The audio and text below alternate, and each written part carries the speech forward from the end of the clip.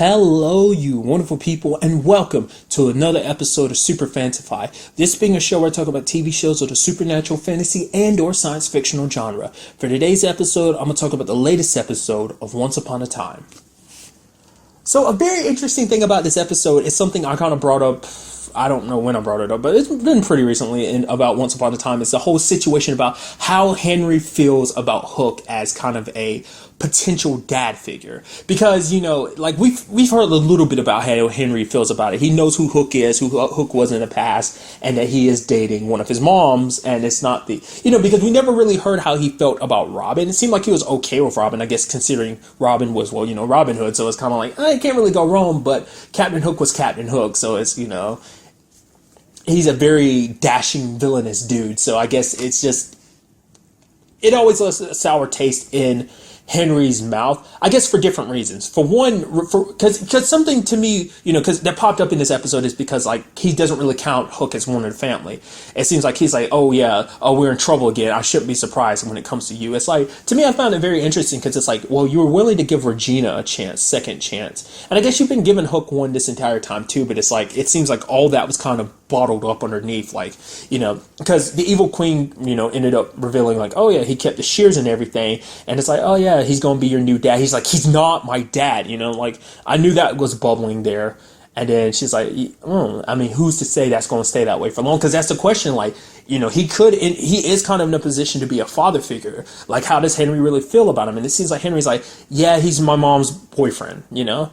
Like Robin Hood, I think he made an exception for, because for one, Robin Hood was, you know, gave to the rich, took from the rich and gave to the poor. He was a good influence for her mom, for his mom, because Regina really never really have anyone, and he was there being a good influence. He saw the good in her and loved her, and, you know, gave her something she hasn't had in a long time, like someone to love, true love. And I think that's why Henry because you never saw that with. You saw that little, like, it's not something you see that much with Hook when it comes to Henry, but you see it a little bit. It's like certain things, the way he acts around him and stuff like that. But other times it seemed like he's cool with him, but it's just like the fact of treating him like a dad. Like, he only had one dad, and that was Neil. So it's like, you know, he doesn't want Hook to try and, you know, replace him, which isn't what Hook's trying to do. You know, he just loves Emma, and, you know, he's a part of Emma's life, so he loves and cares about Henry too. It did lead to an interesting thing where, like, he's like, oh, you came back for me and everything, and he's like, yeah, you talked about not wanting to destroy a family, well, I'm not going to do that. He's like, oh, so this is me, you still see me as part of family. He's like, all right, let's not get ahead of ourselves. So that's going to be interesting seeing how that progresses in the future, because it begs the question of, like, you know, will Henry ever accept it? Like, if Emma and Hook ever get married, would Henry be okay with it? Like, you know, he will probably always refer to him as Hook. You know, because look, you take Emma, for example. Emma wasn't always there in his life, but he still treats Emma like Emma's still mom to him, just as much as Regina is still mom to him. So it makes you wonder, will he have a change of mind, you know? Because we do see them bonding a little bit here and there. I love the whole example of, like, the alternate timeline where he was like, oh yeah, we did the whole, what was that? The thing he did? Essentially, it dealt with Wookiees, but it was back in that alternate timeline where, like, villains were heroes and heroes were kind of nobodies, and during the whole Althor storyline, but Hook couldn't wrap his head around it. He's like, "What's a Wookiee?" And then he was like, "It's just never mind." So that was kind of interesting, but it's like, because you also understand why Hook kept the shears. I was actually surprised that storyline turned around this quickly. I was expecting that to be like a drawn out thing. It's like, nope. Oh yeah, we brought it up. It happened in the last episode, and it's immediately dealt with. I'm like, wow, that's interesting. Because usually stuff like that's still a little drawn out. Like, for example, the whole, like, we still haven't really touched on David's whole situation of trying to get revenge for his dad. But I guess, you know, considering obviously, we see that the evil queen ended up getting the shears at the end of the episode. So I guess in a sense that makes sense, because it's kind of like they play a big part. And obviously the whole thing with Charming's dad going to play a part in the storyline too. But I guess just like it plays a big part in progressing the story, the whole shears. So I was actually expecting the person that Because it's like, oh, someone from the Land of Untold Stories popped up, and we don't know who they were because they weren't at Granny's. I was thinking like, okay, I was like, who is this person? Then as the episode progresses, like in the back of my mind, I'm like, oh, maybe the person that popped up, because this whole story having to do, like everything having to deal with revenge and everything. I'm like, oh man, this is about the guy that ended up killing David's dad, and it's just going to end up being like certain things kind of piece it together. I was like, because I was like, oh, the fact is that David's the one to find him. But then later on, it's like, oh, Nemo is dead, which I'll get to that in a second. And then I was like, he's like, oh yeah, came from the Land of Untold Stories. Like, oh, he's the one. It's like, oh, he might be here in the storybook. I was like, oh, he's the one David found. Okay, so it turned out to be the case. I do find it very interesting that he used the name Nemo. I don't know if that's supposed to be like, obviously Finding Nemo, sure, but it's like, is that a reference to something else? Like, especially like the whole Nautilus angle. I legitimately was thinking like, is he supposed to be like Captain Ahab or something like that? Is this supposed to be dealing with Moby Dick? Is that a Disney property? I don't think it is, but really it also deals with fairy tales and folklore and stuff like that. So I was thinking like, oh, maybe that just ties into it. Maybe that's what the story's heading for. Which I will admit, I like the Nautilus. I hope we get to see a little bit more of it, just like that button, you open it up and the door. I like doors that open up like that. They just kind of like break apart like that as they open it. You see the kind of the ocean before you. That was very beautiful. I like that they did that, but I love how it's kind of one of the situations of when Hook is trying to be a better person. It's just kind of like the situation of like the past coming back to haunt him. That he met up with Nemo. Nemo was a man who's like, hey, you got to leave revenge behind. Because the fact is, Nemo himself got revenge on a man that killed his family, but it didn't change anything. It still left him with, instead of holding on to all that hate, all it did was left him with an empty heart. And it's just kind of like, he wanted to kind of give his men, his shipmates a chance. And, he got it on all these people who I guess were in similar situations and kind of gave them a new home, a family. That's what he was trying to do for Killian too. It's like, revenge won't bring back what you've lost, but what it will do, it will just leave you empty on the inside. So why not fill your heart with what you really long for? And that's a family. Side note, also, the Kraken showing up and being dealt with. I'm surprised. I'm assuming that's going to pop up again. It's just, I don't know. It just seems like too much of a big time monster to just leave it as kind of like, just kind of a one-off thing. I feel like it's going to make an appearance later on in the season. I'm just not sure what shape or form, but it will. And that's just, I'm so glad that turned out to be a storyline element. Like I don't remember when I brought it up, but I do remember bringing it up because I've always thought about that. Like, maybe I never had that conversation in one of these recordings. Maybe I've had it when I've just kind of random thoughts in my head when I was watching Once Upon a Time in the past. Maybe that's what that was, or maybe I did legitimately bring that up. I think I did, but I could be completely wrong. But nevertheless, that was so cool. It's just one of those things. It's kind of like something that's there on the, like, bubbling. It's something that's bubbling beneath the surface that was just kind of there, but it was never really talked about. Because, like I said, Henry's never been very outspoken about, like, oh, I don't trust her, I don't like Hook. It's like, no, he's always been supportive when it comes to Emma, and just like, it's like she wants to be with Hook. He makes her happy, and she makes him a good guy, so I guess it's okay. But he's never been very outspoken about it. He's never been like, Mom, I don't want you with Hook. He could have easily been like that, but I guess that shows you the maturity level behind him too, is, showing that, the fact is he's like, yeah, I might not 100% agree with my mom's decision, but she's happy. And at the end of the day, that's all that matters to me. She's a fully grown woman, so she can make her own decisions. So it's not up to me to decide who she should and shouldn't be with. So, that was just kind of interesting. And also another thing I liked is we had the Evil Queen and Regina kind of coming face to face, which we haven't had that in a little while. And then the whole, because I was wondering, because it seemed like there was something more to that. Like, obviously they released Archie. Granted, he's still a cricket. I hope Regina's able to turn him back and whatnot. But they stood over Robin for a little while. And then, the Evil Queen and Zelina figured it out and went back in. And I was like, the fact is, they were like, oh, we weren't doing anything to you, baby. She's like, oh, I can't trust you on that. Who's to really say you weren't? And I was like, did they do so? It never came up through the rest of the episode. I was wondering, does that mean that were they planning something? Did they do something while they were there? Maybe they did and we just didn't find out, but maybe they were just trying to check on Robin, making sure Robin was well taken care of, which Zelina's not going to let anything happen to her baby because her baby's very important to her. Like, right now, other than the Evil Queen, the evil baby. I mean, the evil baby. What the hell am I saying? I think I was putting together the evil queen and just I was about to say I don't. I was being stupid. The evil queen and Robin are all she has. Like, because like everyone else has been there for Zelina in the sense because of Regina. Regina's kind of the thing that kind of glued them all together in the sense of bringing Zelina into as part of this family. So, and that's another thing too. Literally said it like last episode that like the evil queen doing this whole thing trying to like ruin. It's like, oh, bringing out Emma's deep dark secret about the whole savior thing. It's like, yeah, you try to use that to destroy us, but it's like, no, it's just making us stronger. I was like, yeah, that legitimately made that point last episode. But then, you know, she's like, oh yeah, but that's just the beginning. And then she tried to do this whole thing with Hook. Ended up not working because she was so confident in her plan too. Because it makes you wonder what's her ultimate goal with Henry. Obviously, it was to tear, because she wants to tear the whole Charming family apart. That's kind of her main goal, turn them against each other. But in both cases, it didn't work out because they just came back stronger than ever. So, I mean, like I said, Henry and Killian are still a work in progress, but at least it's been out there, and like I said, out there in the open, and it's at least not something that's bubbling under the surface.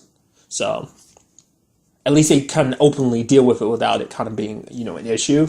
So that kind of backfired because she was so smug about it towards Rumpelstiltskin and being like, you know, she's like, oh, what are you going to teach me now, teacher? Being all flirtatious like that, it still blows my mind. Because I think there are certain moments in the past I'm kind of like, that seemed like that might have been a thing. Because I'm pretty sure Cora tried that too, wasn't there supposed to be something between her and Rumpelstiltskin? Because I don't remember if I brought it up last episode, but Zelina and the evil queen had that conversation, you know, did each of them ever try anything? It's like, no. I think, you know, the evil queen's case, she thought about it, but I guess at the time she was so focused on revenge, it really wasn't even there at the forethought. But it's like, you know, the way they acted around each other, it seemed like, you know, I mean, student-teachers relationship obviously evolved into more because they became important to each other in the sense of like, he was important to her because he kept helping her get her revenge, and I guess she liked the fact that there was someone else out there with a dark heart like hers. I guess is kind of how I rationalize it. So, I don't know, like, the fact is we kind of got even more so of that in this episode. Because he's currently the only real ally she has left. And, you know, she gets into Shears, which apparently, you know, it's like, oh, the Shears isn't just for saviors. It can also be used for other things, too. Which, you know, he points out the fact is, it's like, oh yeah, I'm gonna use them. Oh, it's like, oh, you're gonna use them on Belle and your baby to kind of change their destiny, like the whole situation with why he wanted to separate himself, you know, from, you know, his feelings, the whole Hyde, you know, serum situation. I was wondering about that. I was like, you know, because initially when I brought, like, during that episode, I was like, oh man, the reason why he was doing it is because he was trying to get rid of the evil side of his heart while keeping his powers. But obviously, he was trying to separate the love inside of him from himself because he didn't want to be in love with Belle anymore.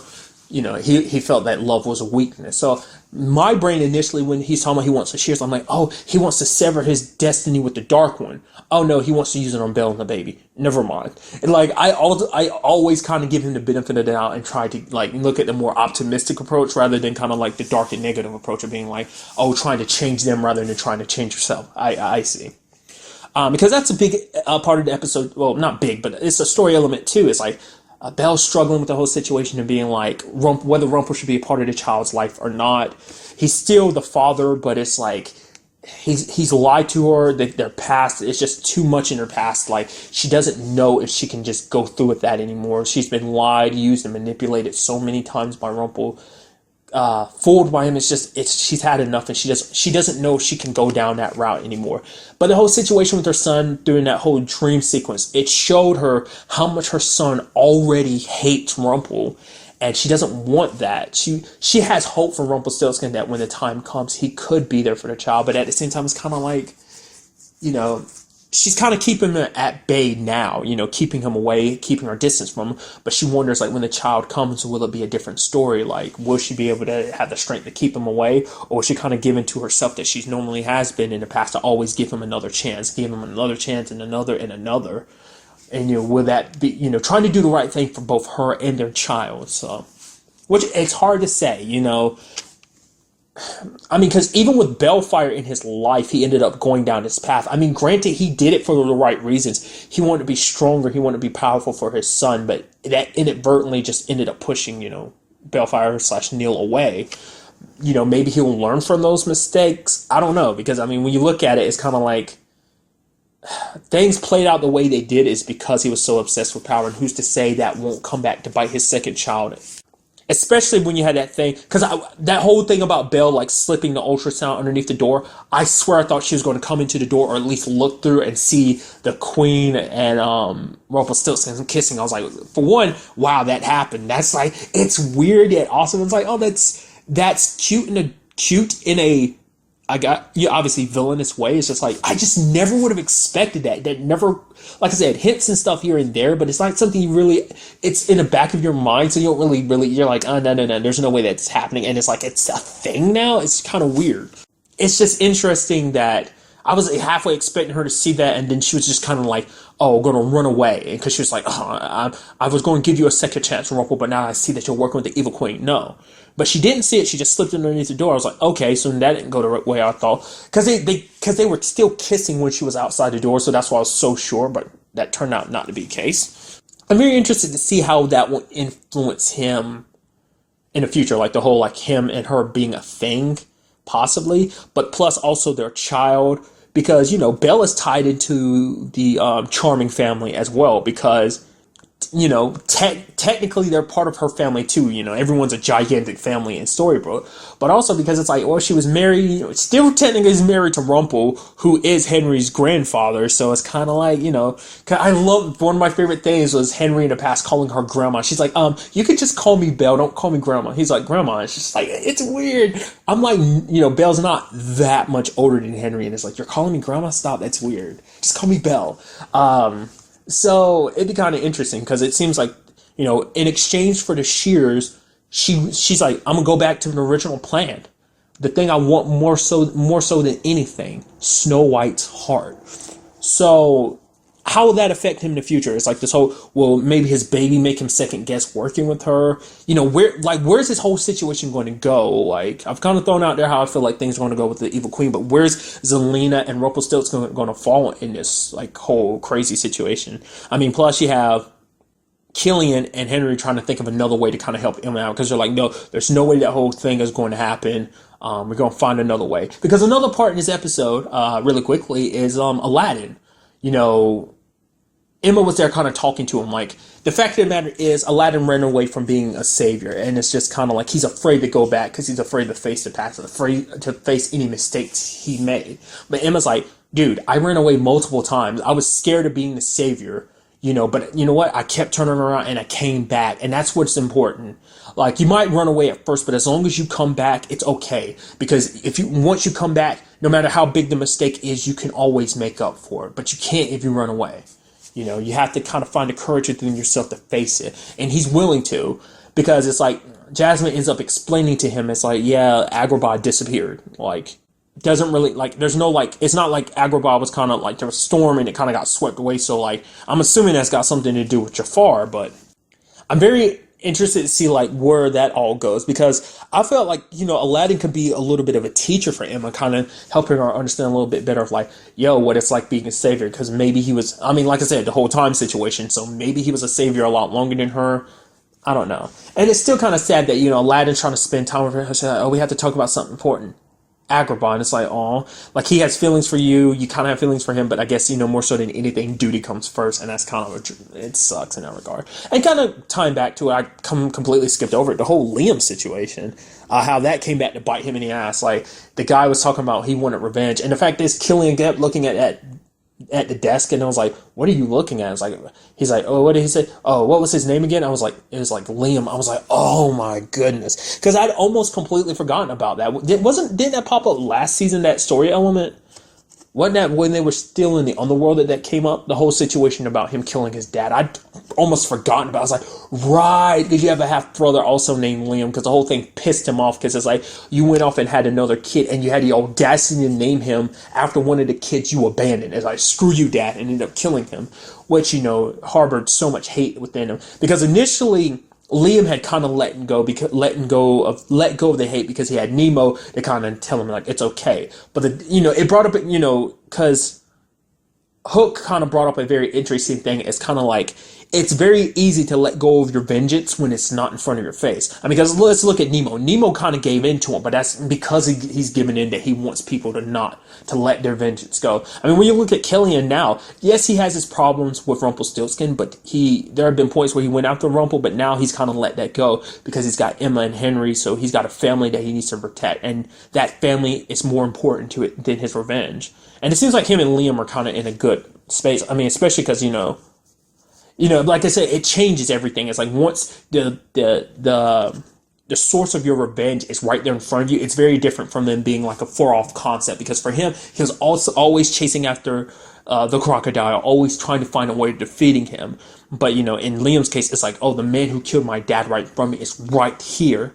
And inadvertently trying to kill him, Nemo trying to stop him from doing that, ends up, getting stabbed himself. And it's like, that's one, also another thing, like, tying back into it, like, the whole, why Nemo? Like, that's what I'm curious about. Why Nemo? Is there some subtext there that I'm not getting? This is like some deep-seated, like, Finding Nemo subtext, or is that connected to something else? Because he said, like, just call me Nemo. He never actually gave his real name, and maybe that's a thing, too. I mean, we see that he is there, resting and recovering. Him and Liam, good, things between Killian and Liam are good, but that might end up being something else entirely. I mean, I guess we'll just have to, wait and see.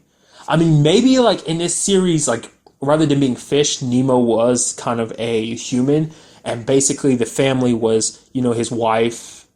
Or maybe, like, I don't know, never mind, I'm not about to go down that route because I'm thinking of something completely else. I'm not about to go down that route. Maybe, like I said, basically breaking it down, like I'm saying, like maybe it ties into Finding Nemo to a certain extent, or maybe I'm just completely full of crap and that's just something else. I'm very curious to find out what that is, like what that whole thing's about. So, but really, that's all I want to talk about in this episode. To the next time we meet, be happy, be safe, live life to the fullest, and enjoy it. Good day and goodbye.